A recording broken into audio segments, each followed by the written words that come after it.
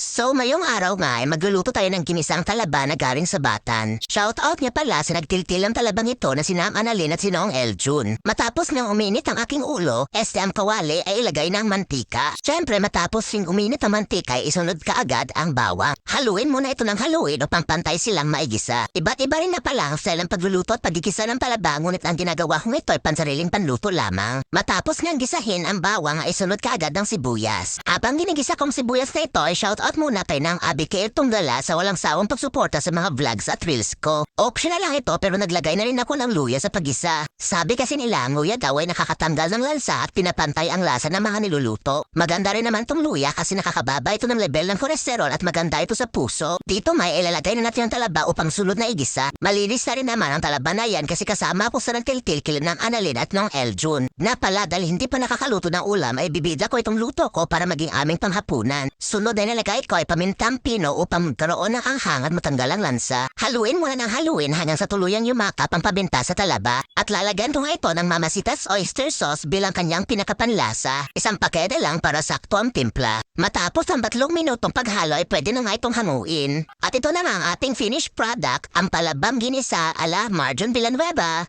Kain na na! Salamat kayo pala sa panonood. Sa muli, God bless!